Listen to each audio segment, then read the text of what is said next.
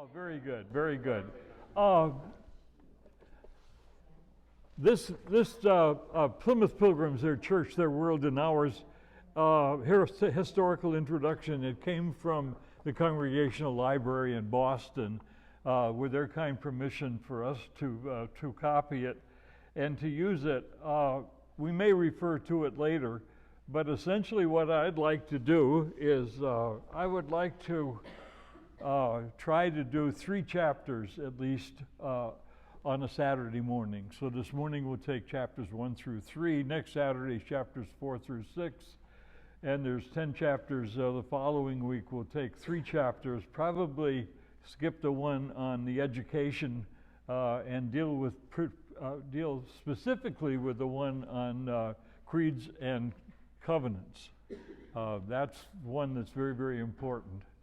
A number of years ago, I acquired an old book by Henry Martin Dexter entitled Congregation and Its Literature. And it's a heavy book, by the way.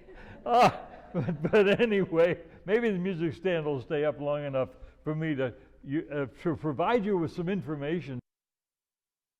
I think it helps us to understand what life was like before the Reformation, before Henry VIII and his action to take over the church. You're young and you have a child.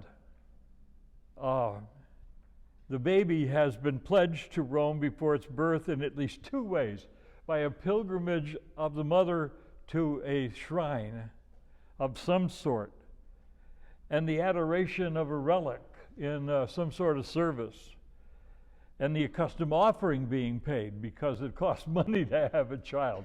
It wasn't free. And so you had to have also a special confession to the parish priest as by law enjoined. So she was told that there are only 2 regular periods which may rightly be administered, that is to say, baptism. And that year, in the year 1500, it occurred on the 15th of April, and we know about that one. And then Whitsuntide, that year was on the 7th of June, which commemorates the descent of the Holy Spirit, which is already past. You could only have baptism on either one of those 2 days, regardless. There was no other opportunity. If something should happen to the child, there was a special rite which could be administered, which would take the place of baptism. Godparents were very, very important back then. They were charged with special care. They had to teach it the Ave Maria and the Creed, and to bring it with convenient speed to confirmation, and to wash their hands before leaving church. But anyway, at what time confirmation took place, it had to take place as early as possible. It could only be done by the bishop, who made infrequent stops at the parish. But anyway, they wanted it done within 7 days of baptism. You can imagine what that would be like. We don't do confirmation here until what? 8th grade. Yeah. 7 days after baptism. And some other things in this publication which were very important. You're a young man, by the way, at this stage. And you are annoyed by the perpetual interference of the church with all the goings on in life. Okay, listen to this. This is really incredible when you stop and think about it. On more than 1/4 of the secular days of the year, it forbade all persons over 12 years of age to taste food until 3 o'clock in the afternoon, besides prohibiting all to eat on the eves of most festal days. It set aside nearly 1/2 of the year on various pretexts as festival time. Oh, and they had a marvelous way of raising money for the church. They would hold a beer bash. And everybody would come to the church and buy beer, which had been produced by the priests, and that would raise money for the parish. Amazing. It was an incredible time. Let's see. There's a couple of other things here that I think would be very important. The low quality of everything is prescribed for salvation The one great dogma that includes all others is that obedience, implicit, absolute, and entire to the church, is religion. It's nothing else. Everything was done in Latin, so nobody understood anything much because most of the congregation were not educated. They couldn't either read nor write. As a matter of fact, one young man climbed up in the bell tower of this particular parish church, and when he looked at the bells that were hanging in the bell tower, he noticed that each of them had writing on it, but the writing was in Latin. He couldn't read it. He didn't know what it was. So when he got down on the ground level, he talked to the sexton, who was the janitor of the church, and he asked him what it meant. And the sexton said, well, many years ago, we had an educated clergy person here, and I asked him that same question, and he told me on the bell were inscribed the names of saints. And every time the bell rang, it raised a prayer to that particular saint. You walk through the cemetery, and you see all the crosses on the graves. Those are not just pieces of granite. They are prayer stations. Every cross sends up a prayer for that particular grave site, no matter who's buried within it. 4 sorts of obedience were required if he would have everlasting life. Performance at all regular rites of the church, baptism and confirmation, and participation at the daily Mass with exact obedience to the priest's command and suggestion, confession with absolution, with fasting and partaking of the Eucharist 3 times a year, Easter, Pentecost, and Christmas, and if wanted to do more, special care to keep saints' days and visit their shrines, and fourth, if this were not enough, pilgrimage and the adoration of relics was also required.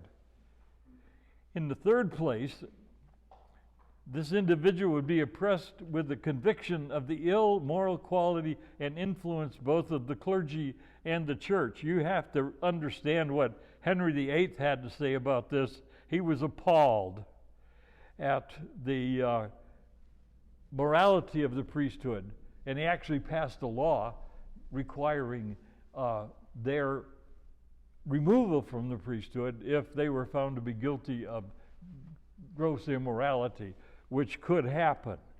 And that was marvelous when you stop and think about it. Okay, now I've got a slide presentation. We're talking about commemorating the 400 years of American Congregationalism from 1620 to 2020. There's a nice picture of the Mayflower, which landed in Provincetown in November 17. Has anybody been to Provincetown, by the way? You have? What's it like? Oh, it's beautiful, but what kind of area is it? Have you looked at the landscape at all?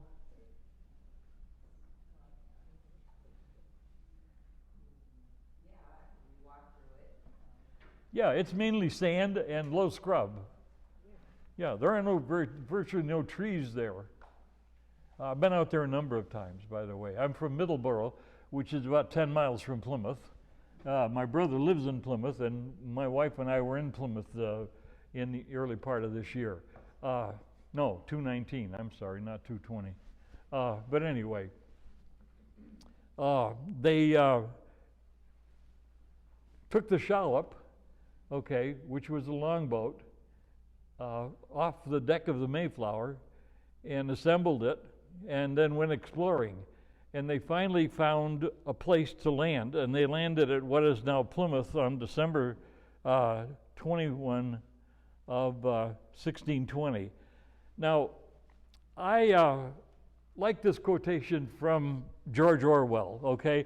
But there's it's a similar kind of quotation from Patrick Henry that I put up there. But Orwell said, "Who controls the past controls the future, and who controls the present controls the past."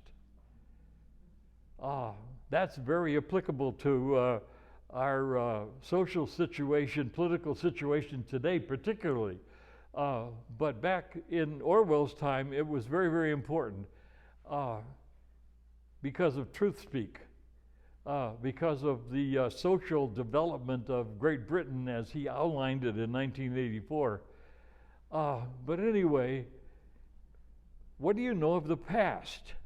Who controls the past controls the future, and who controls the present controls the past. And that's essentially why Congregationalism are little c Congregationalists, as well as big C Congregational.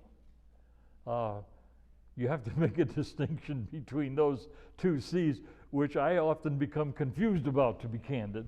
But anyway, so it's important for us then to look at the past so we can control the present. Now, I know the past for a lot of people is often something either to be ignored or to be forgotten, but you really can't. I have a past, by the way. It's not always been congregational, and it's not always been law-abiding, and I confess that. But the point is, it crops up every once in a while, and I have to deal with it. That's true of all of us, so that's very, very important for us to understand that. So I wanted to give you some information about the Mayflower. It's 90 feet long, and it's only 26 feet wide.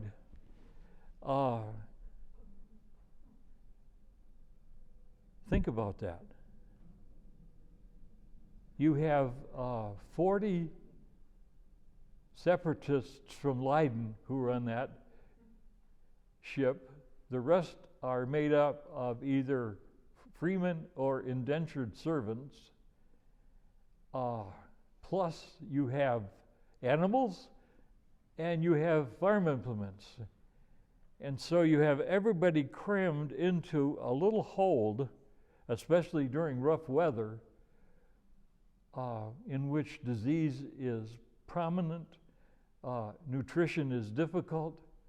I was on the Mayflower a few years ago, and I was wandering around the ship, and I finally walked under the back of the ship, the poop deck, which is where the steering mechanism is, and underneath that was an open area, and there was one of the crew back there, and he was cooking food on a charcoal fire in a metal pan that was protecting the wood for the ship so it wouldn't catch on fire. But anyway, I was having fun talking to him, and I finally asked him, I said, how did you take care of water on the trip? Because it was a long trip, and we'll get to that in a few minutes. But anyway, I said, how did you maintain potable water? Water, he said. He laughed, and he said, we never drank water. He said, we always drank beer. And they were in danger of running out of beer. And the other thing that they had were hardtack. You'd have a hard time eating hardtack. You actually had to soak it in the beer in order to eat it, but then you might have to either eat the weevils or remove them, depending on your taste, because they had a tendency to become contaminated with the weevils, and that was interesting from that point of view. You've been to Plymouth Plantation, some of you who were in Provincetown? Yeah, okay. Here's Plymouth Plantation, which is kind of the typical village. We were there last year for the second time. But anyway, I put up some pictures just so you'd see. Here's a typical living area. Some of you have been there, probably have photographs of the same room. But anyway, it's very primitive. There's nothing on the floor. It's dirt. Okay, very few bits of furniture, very few things on the wall. They only built 4 of those in the first year that practically that they were there. Here's another picture of a typical room. It has an open hearth fireplace where they not only cook food, but that's where they warmed water for dishes and laundry, and where they heat. The fort is very important because that was also their worship space. And here's a shot of the interior of the worship space, and you can see the big central pulpit, which was there. And then I thought, if I'm not being too domineering here or controversial, I would like to share with you Henry West's Worship After the Manner of the Pilgrims from 1690 that was used in South Church in Boston. I don't know, Rob, whether you're familiar with that one or not, but Henry West put together 4 different worship services: Worship After the Manner of the Pilgrims, Worship on the Frontier, Worship in the 1800s, and Modern Worship. And I've used this one in the churches that I've served at Thanksgiving time, and it's really an interesting time. Women and girls sit on the left side, facing front. Men, boys sat on the right side, also facing front. Okay? Everybody was drummed to worship. They had a drummer that drummed them, and they followed the drummer. They had tithing men. We made a concession, they also had tithing women in this modern era, but they had tithing men. And if you fell asleep, men, if you fell asleep in church and it was a long service, you could get hit with a pole with usually something soft on the end, but the tithing person would shake you and wake you up. If you were a woman, they had a feather on it, and they would tickle you. And that was a way to keep order.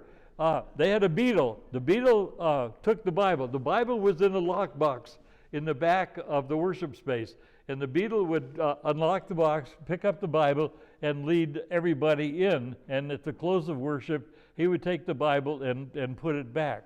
The early Congregationalists sang metric versions of the Psalm book, the Bay Psalm book. I had a copy of that one time. It was published in 1640.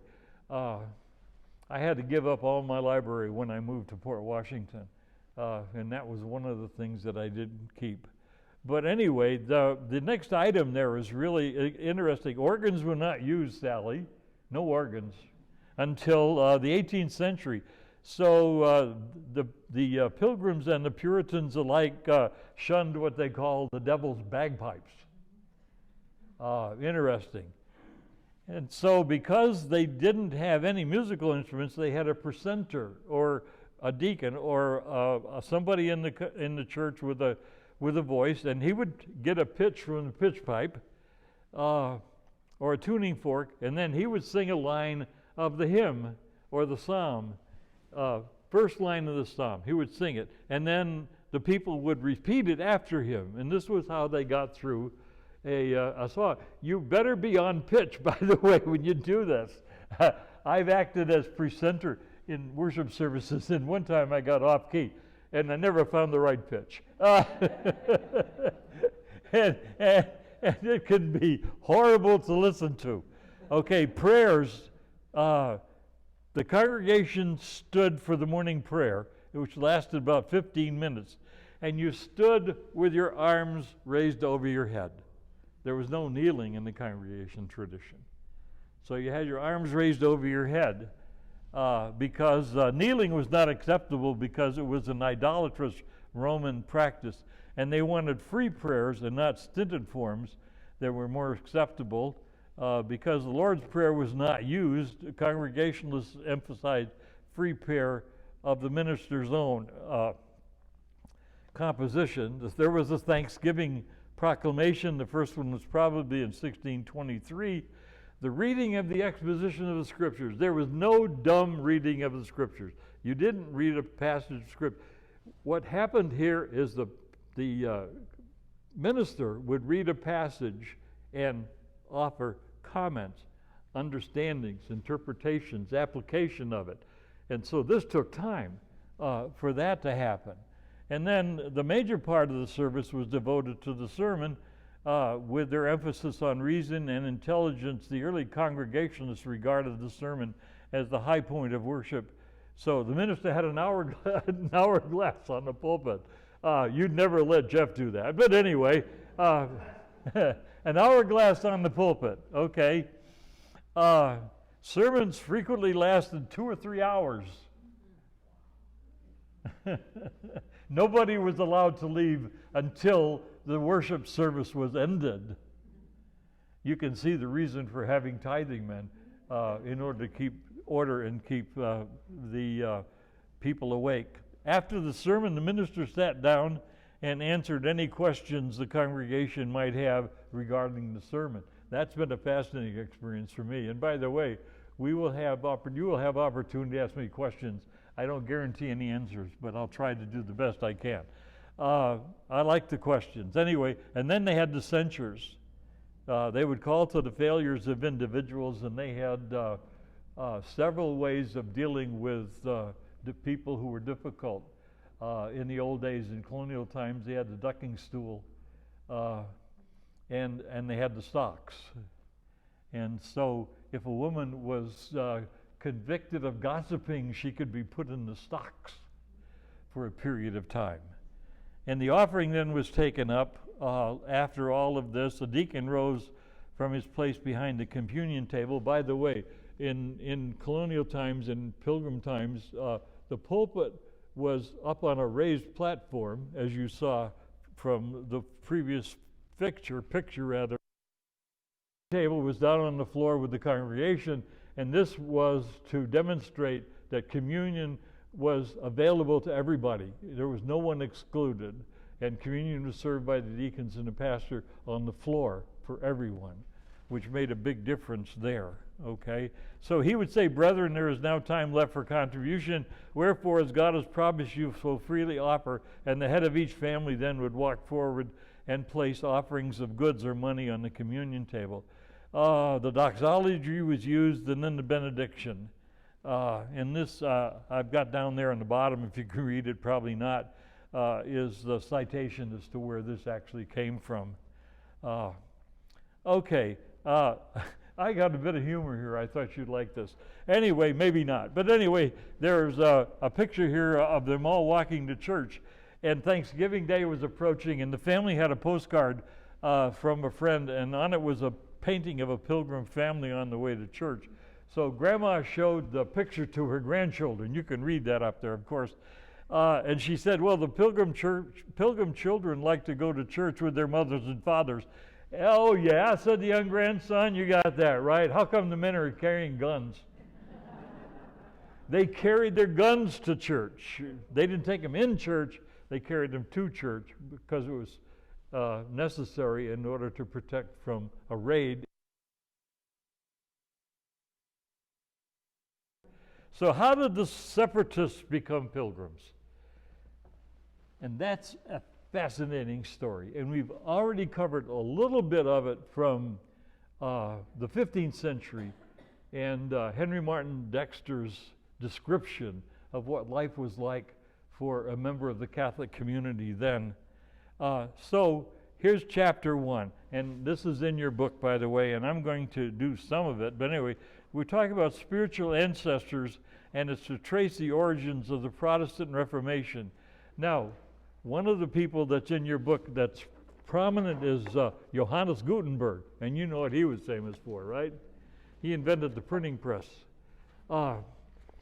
And that was used extensively by Martin Luther, who we'll get to in a moment. But anyway, I subscribe to theology today. Can't stop reading theology. And anyway, there's a marvelous article in here that cites a book by Pedigree. And what he said was, prior to the age of 30, Luther had published almost nothing, but within 5 years of the publication of the 95 Theses, he'd become the most published author in Europe.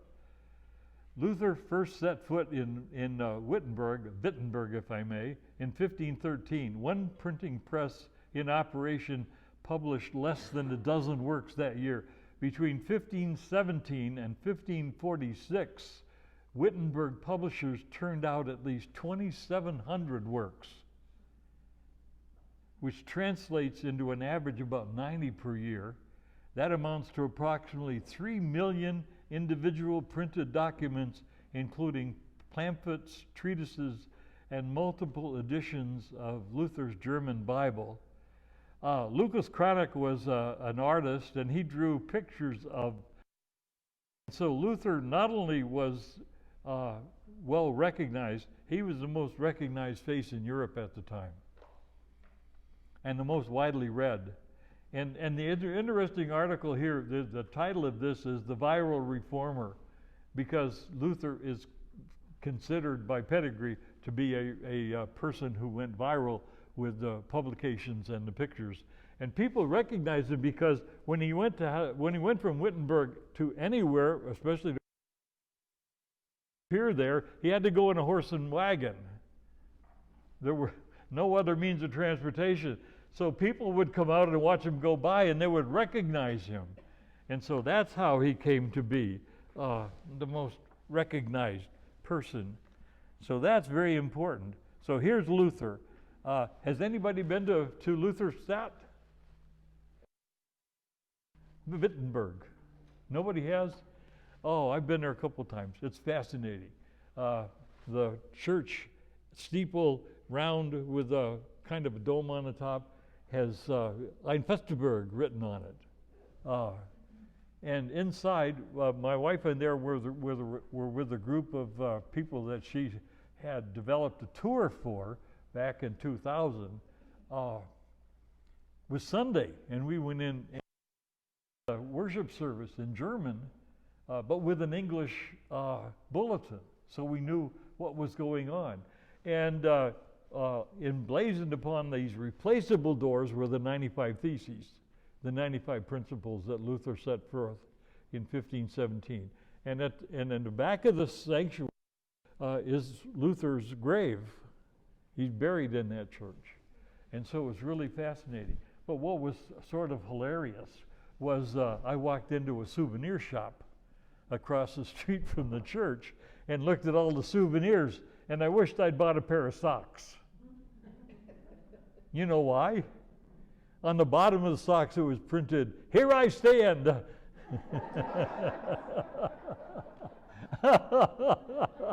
I didn't buy the socks, but I've remembered the experience enormously.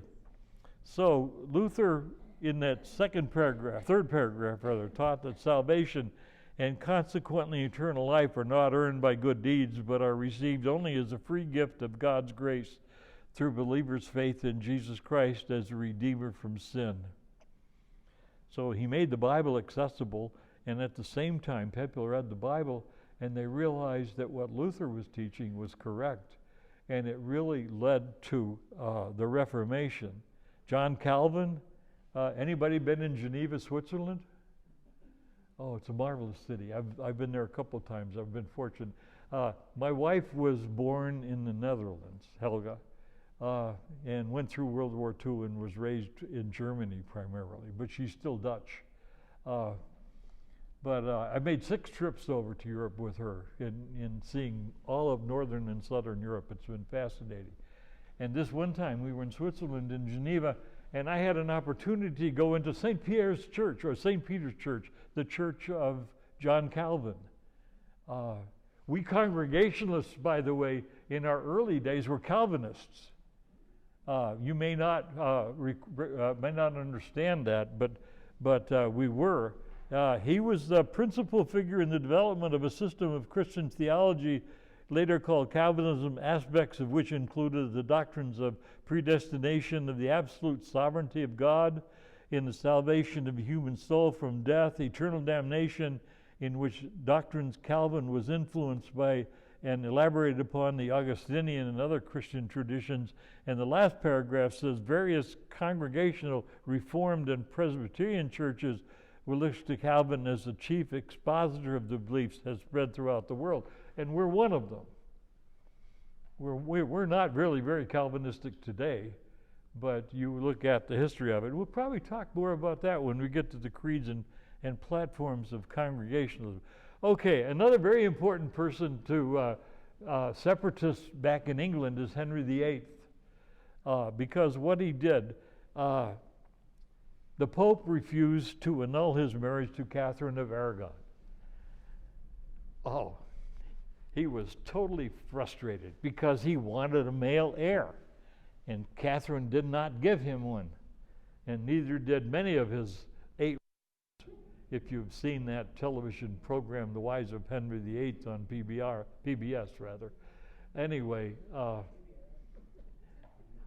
so what did he do? He said, okay, you're not going to give me an annulment to my marriage. I'm going to throw you out. You're not going to be my pope anymore. We're going to establish a different organization. It didn't have a name, and it won't have a name until Elizabeth. But you notice Parliament did away with all communication with Rome, even making it treason to question the king's superiority in the church. And by the way, that's how he raised the money that he needed in order to accomplish his purposes, because he took over the monasteries, and he took over the convents, and he took over the churches, and he raided them all. And what he got from them was an enormous amount of coin of the realm that he could use in order to supplement his own programs. So there was a number of distinguished Catholics, such as Bishop Fisher and Sir Thomas More, who were beheaded by refusing to recognize Henry's claims. I thought you needed a little bit of information about Thomas More, which is not in the booklet. Nancy Smart just gives us kind of bare bones. Anyway, he's venerated in the Catholic Church as St. Thomas More. He was an English lawyer, social philosopher, author, statesman, noted Renaissance humanist. He was a chancellor to Henry VIII and Lord High Chancellor of England from the dates there. He wrote a book. He was terribly opposed to the Protestant Reformation. Actually, the Reformation never came to England in the same way that it came to the continent. But anyway, he refused to accept the head of the Church of England and the annulment, and he refused to take the oath of supremacy, which Henry had produced, which everyone was required to take in any kind of position of power, political office. And so More refused to do that. On his execution, he was reported to said, "I die the king's good servant and God's first." Now, there's an interesting experience here. He was imprisoned in the Tower of London, and he has a conversation with his daughter Meg. And this is very important, I think, not only from More's point of view, but also from our point of view, because it helps us to understand how important integrity is. She wants him to confess to the doctrine of supremacy, and he can't. He can't sign it. His belief in God is strong and secure. His conscience will not let him. He will die before he compromises his faith or his integrity. And so he used for Meg the illustration of water. He said, honor, integrity is like holding water in your hands. You've held water in your hands, I'm sure, especially in the summer on a hot day. And if you open your hands, what then? There's no water, and there's no integrity. And so, 6 days later, he was found guilty of treason. He was marched to the gallows. He accepted a helping hand as he climbed the steps, and he said to the person who helped him, "When I come down, let me shift for myself as well as I can." Well, you know, he was not going to shift for himself. He was going to be carried down. But anyway, that was important. So the years after Henry VIII's death are confusing and fraught with danger. Okay, Edward VI takes his father's place. Henry had 3 legitimate children and several illegitimate children. But anyway, Edward VI was a young man when his father died. And he was raised as a Protestant. And so he just kept things the way they were. He didn't rock the boat at all. He tried to prevent his sister Mary from ascending the throne after him because she was the next in line. And so he put together a paper which said she was not allowed to take the throne. The throne was going to go to James in Scotland and not to Mary. However, she was able to eliminate that piece of paper that Charles had put up, and she ascended the throne. Well, what Mary did, she's Catholic. So she turns everything upside down. She gets her father's annulment with Catherine reversed. She engages in putting all of the Catholic traditions, concepts in the church. And so what the Protestant church now is a Catholic church. And you can imagine living under those circumstances. That is really tough. She had over 280 religious dissenters burned at the stake. That's why she was called Bloody Mary. Now, Mary was removed from the monarchy and ultimately beheaded by her sister Elizabeth, who had to be convinced that they had to get Mary out of the way, and Elizabeth I was very reluctant to do that, but eventually the pressure developed to the point where she had to act. And so in 1558, Elizabeth succeeded her half-sister to the throne and set out to rule by good counsel. So she turned everything around again. So the church went from being Protestant to Catholic to Protestant, which achieved the name of Anglican, which is where the name Anglican comes down to us today. Now, you're an individual in the church, and it's still the 1500s, okay? It's not gone too far from that.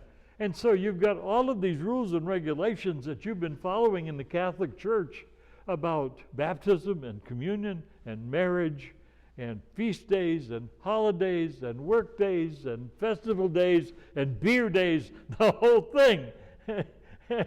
How confused are you? You know, it's got to be very confusing.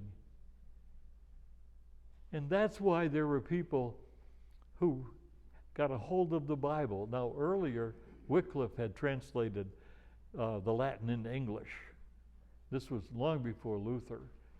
And his people were called the Lollards, and we'll get to them. But anyway, you need to know that. And Lollards were kind of the murmurers.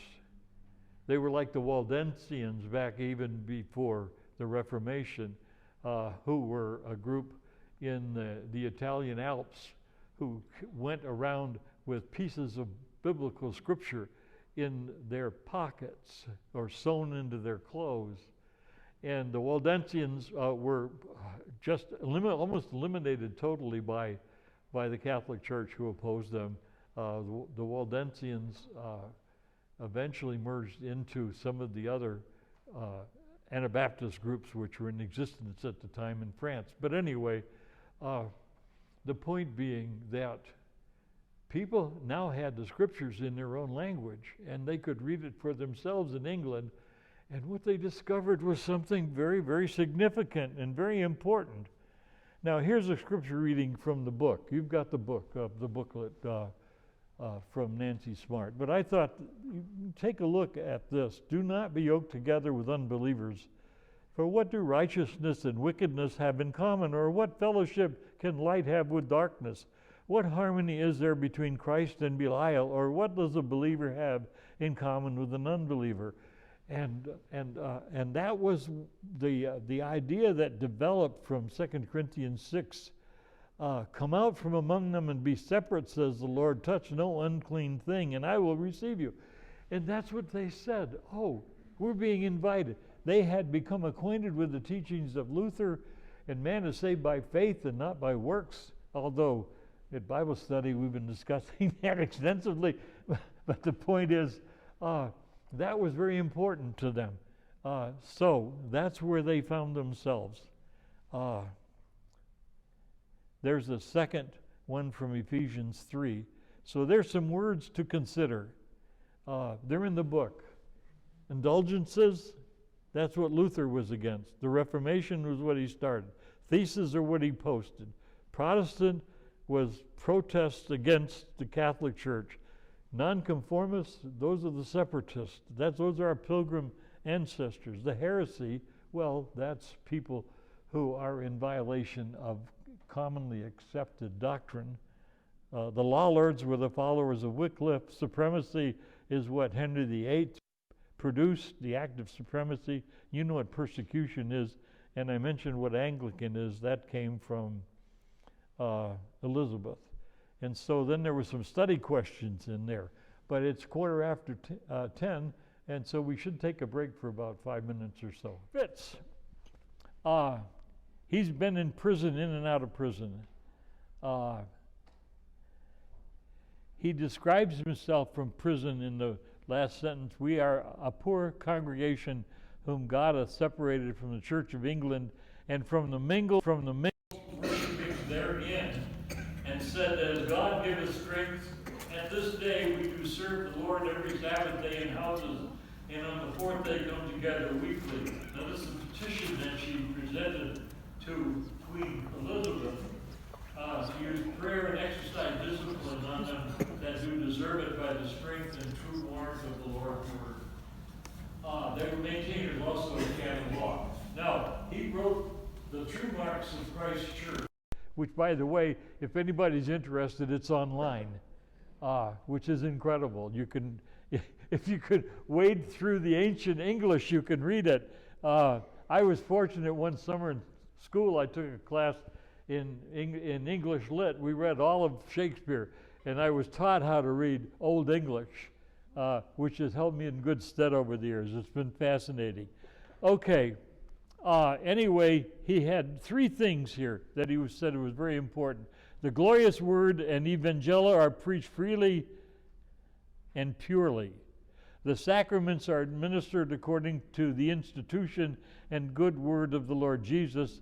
Discipline is administered agreeably to the same heavenly and almighty word, and the name Thomas Fitz, minister, is appended.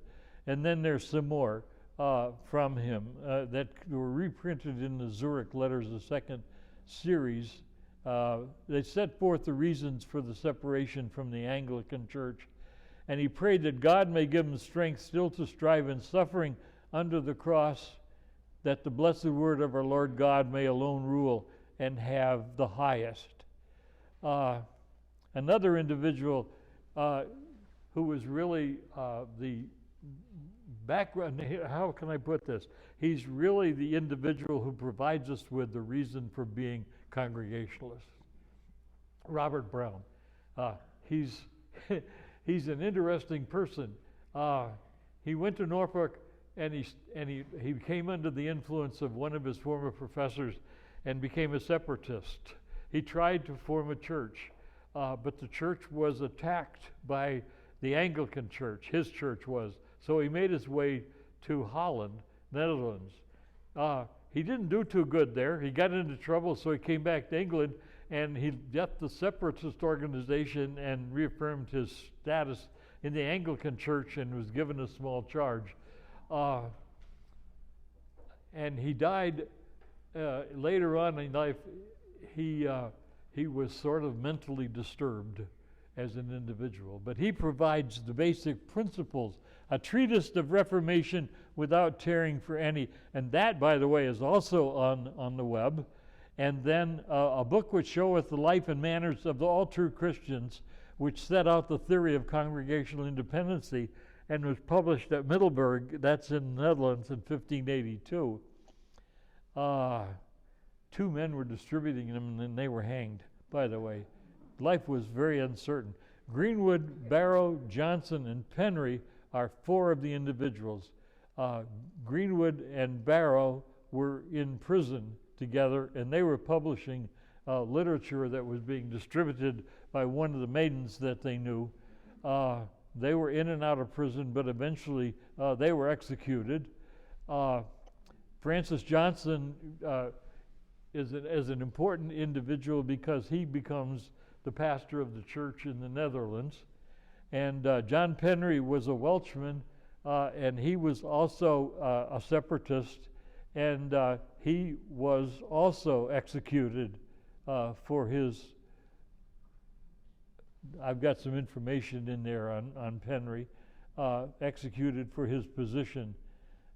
Here's some information on Francis Johnson, a Brownist minister, pastor to the English early congregation in the Netherlands. He never made it to Plymouth Colony. He wanted to go, but because of the leak in the speed well, he had to really condense everything into the Mayflower, which really overloaded that old ship. But anyway, he's the one who said, God God has more light and truth to break forth from His Word, which may be a quotation that you might be familiar with. I'm in sort of a hurry. Scrooby is the place of that first church, and it was the home of William Brewster, who was the Archbishop Bailiff. He was also the postmaster, and his son, also named William, took part in the 1590s after a job as assistant to the Secretary of State under Queen Elizabeth. William became dissatisfied with the Anglican Church, and so he became a separatist as well. Leiden, anybody been to Leiden? Oh, you have. Oh, marvelous. Did you see the little congregation museum? I might have, but I was 10. You might have been what? I missed it. I might have, but I was 10 years old. Oh, okay. I had an opportunity to my wife and I were in Leiden and had an opportunity to go to the Congregational Museum in Leiden. It's not very large. It's a rather small room. It's probably half the size of this space. And they didn't have much of a collection of congregational items there. But anyway, I had a marvelous conversation with the Englishman who was the curator of this little library. And I got some pictures, which I've since lost through a computer crash. But anyway, backup is very important, by the way. Anyway, that was a marvelous experience to be there.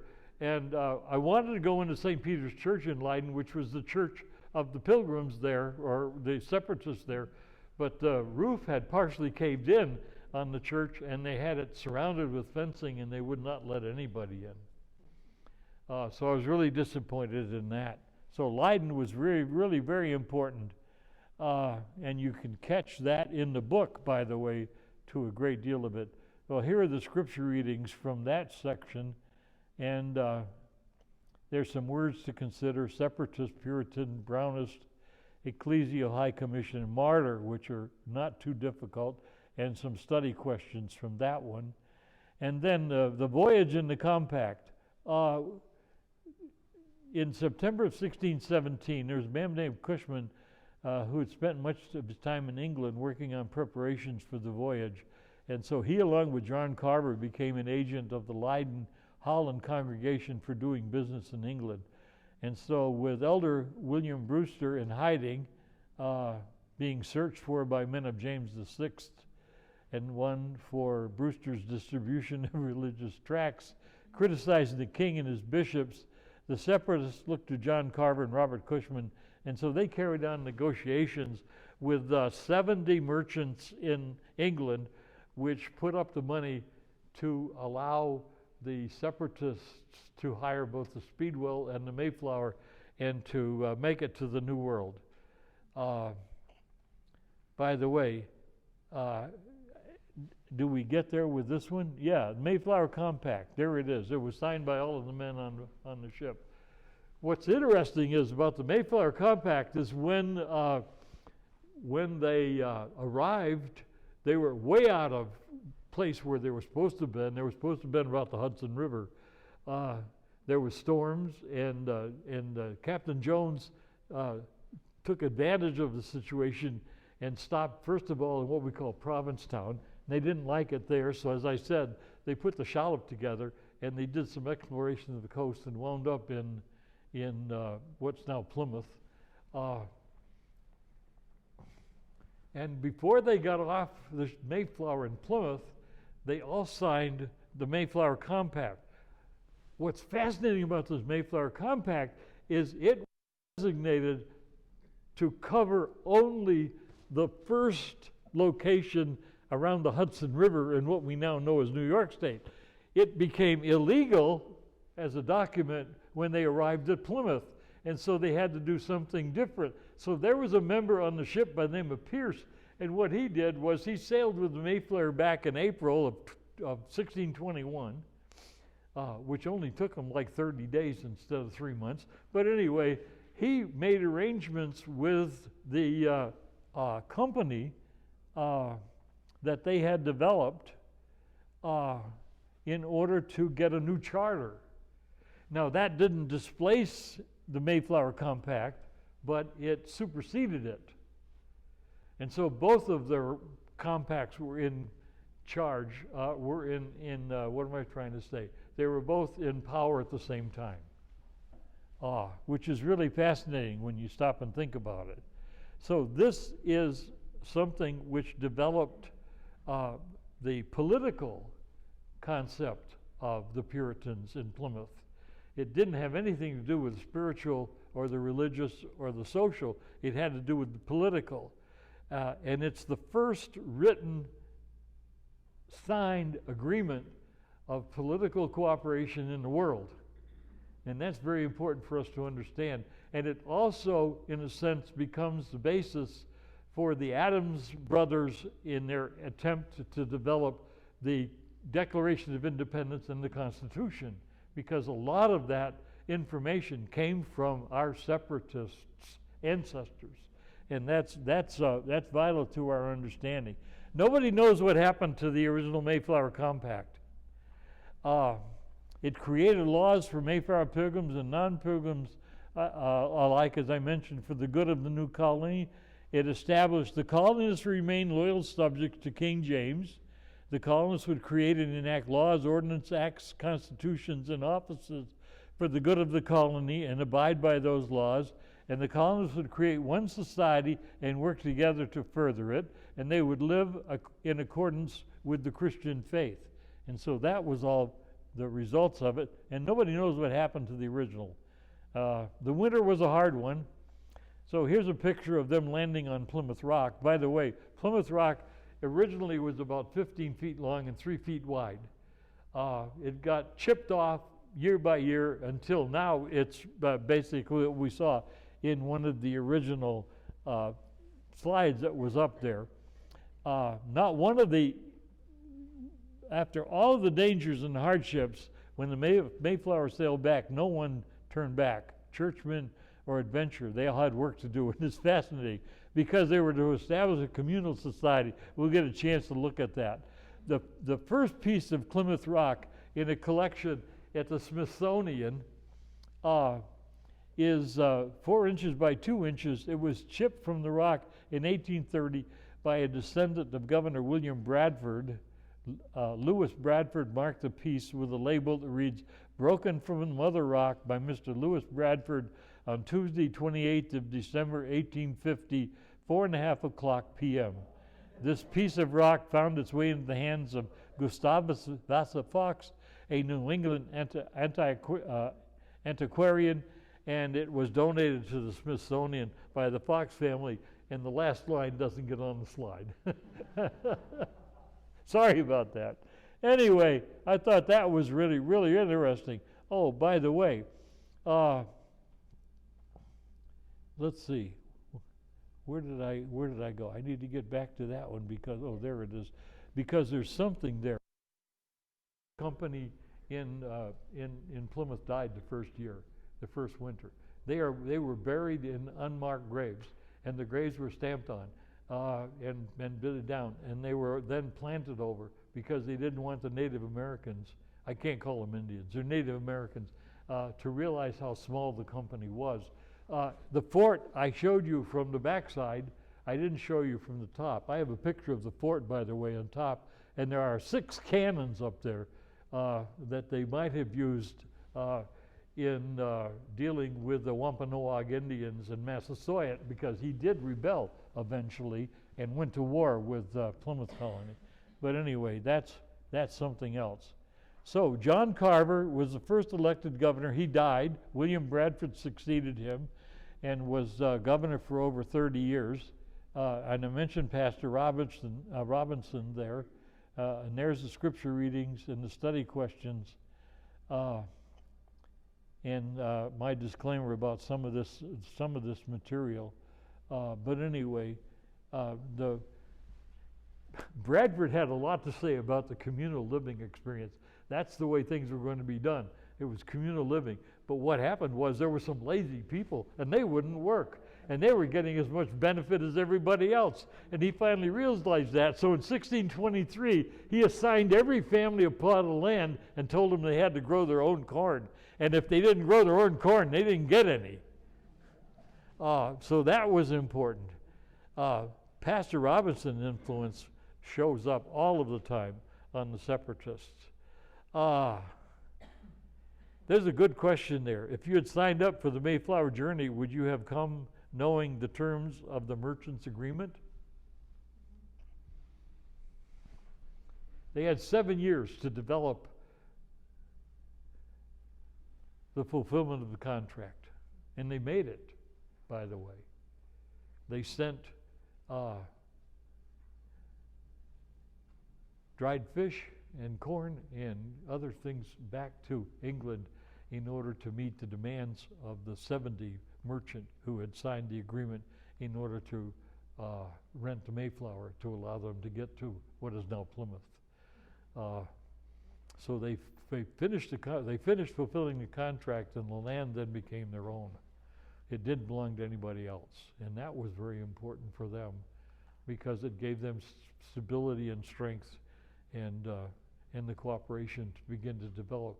In a few years, there will be 300 people in that colony. Plymouth will not last, by the way, because in a few years, a Massachusetts Bay Colony will be established, and by you get to the late 1600s, Plymouth Colony has been absorbed into Massachusetts Bay Colony, and it's become all one.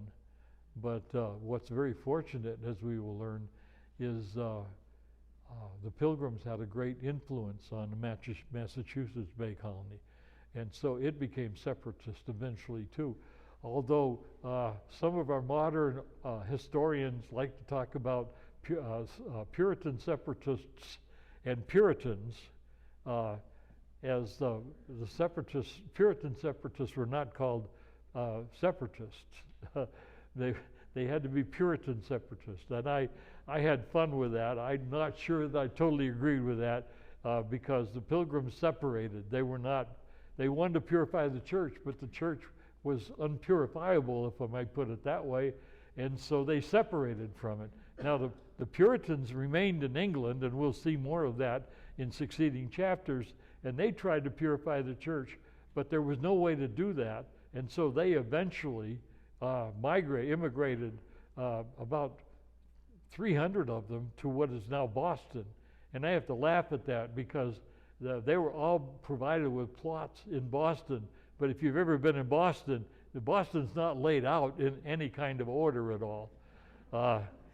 The streets all followed the old cow paths, believe it or not, and you have a hard time getting around in Boston. Matter of fact, I used to live in Stoneham, which is a northern suburb of Boston, and a few years ago my wife and I were in Boston. I was lost. I was going the wrong way on a one-way street when I got a tap on the windshield from one of Boston's Irish. I rolled the window down. He said, "What do you think you're doing?" And I shrugged my shoulders and said, "I'm sorry, I'm from Wisconsin." And he used some traditional Irish language and told me to get the blazes out of there. Never gave me a ticket. Didn't have a GPS back then. I was trying to get to Boston Common because they then had, I don't know whether they still do or not, but then they had pedal geese on the commons, and you could get in one and pedal around and have a lot of fun with it, and we never did get there. So anyway, fascinating. All right, we've got a few minutes left. I have pretty much covered everything except I didn't deal with the scriptures. They're in the book. You can look them up and take a look at them for yourself. They're very important, and I have a quote coming up from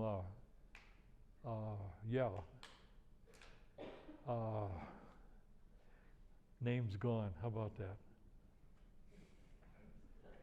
Anyway, Rob can help me. He was a pastor of First Congregational Church in L.A. He liked to go out in the desert and feed scotch to one of the graves out there. Harry Buttman. Thank you. Yeah, I have a great quote from Harry Buttman on Congregationalism coming up. You'll enjoy that one. That's true about Harry Buttman. He liked to go out in the desert, and there was an old miner that was buried out there who liked scotch, and so Harry would take a good bottle of scotch out with him and pour it on the grave.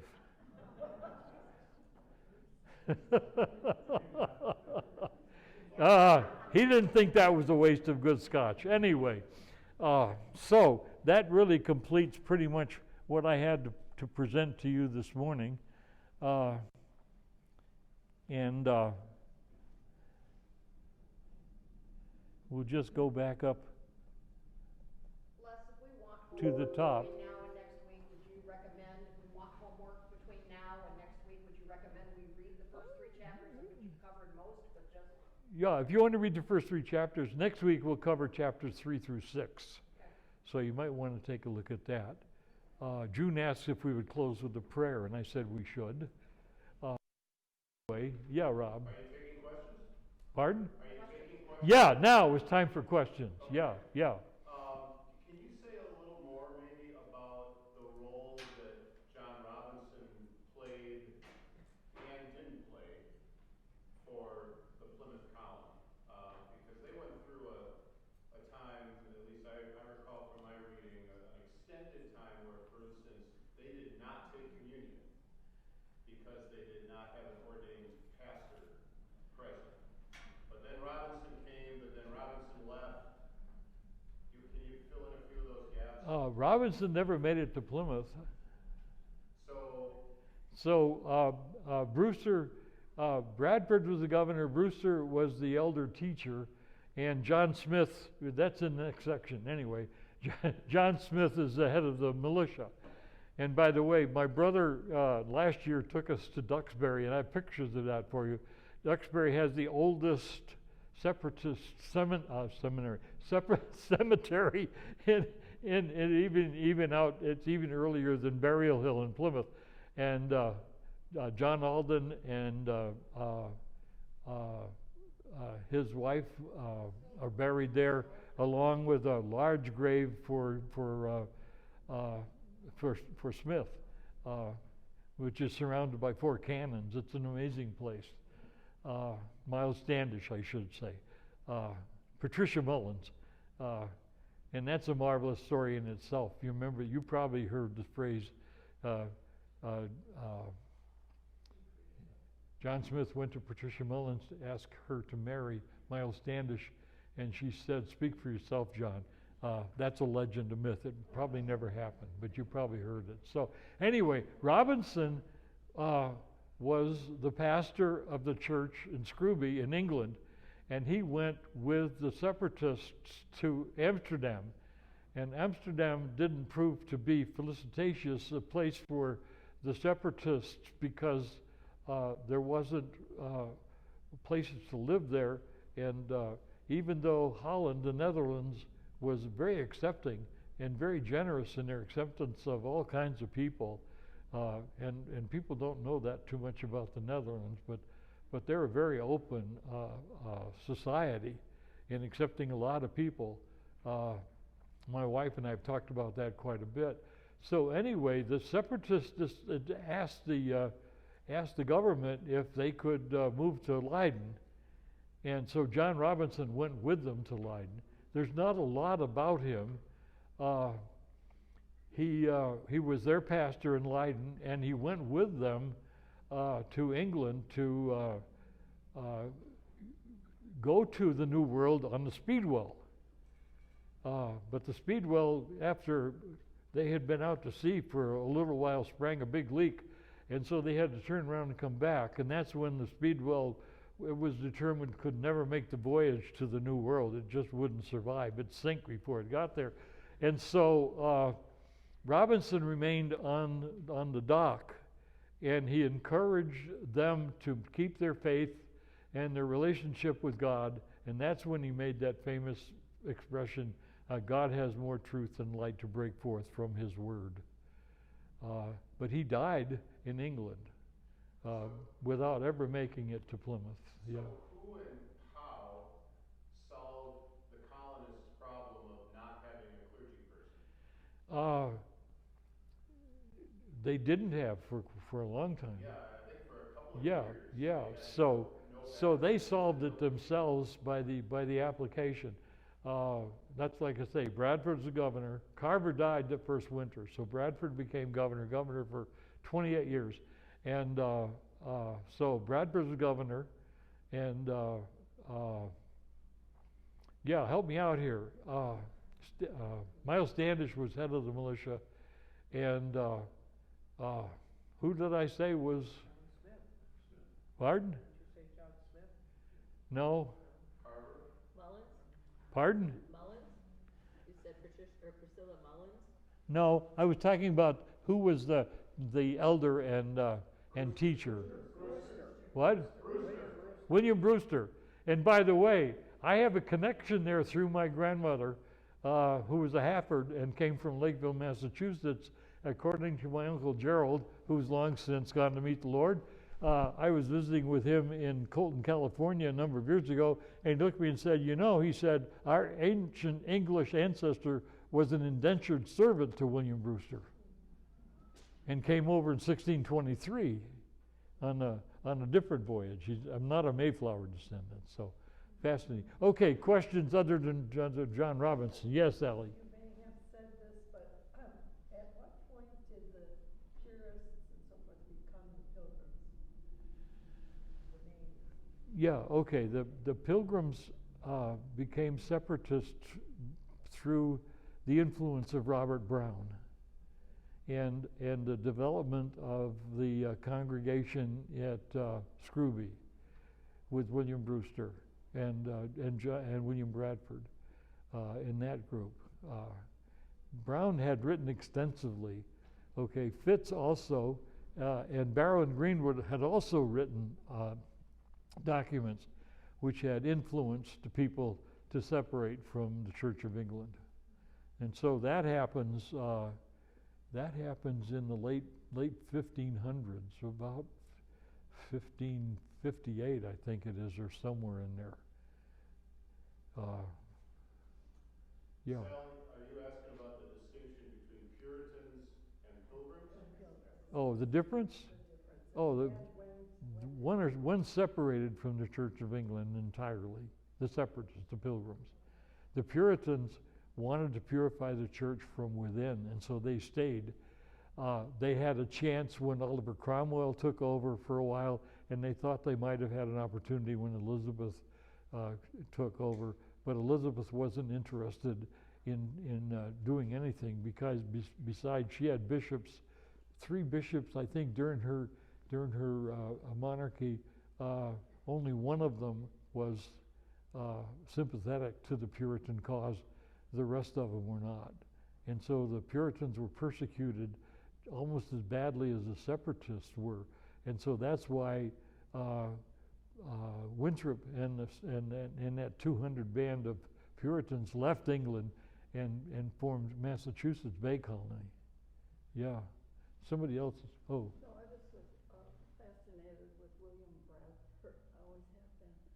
And I just read recently that his proclamation and all, he is what kept them together. And that he should really be called the father of our country. Okay.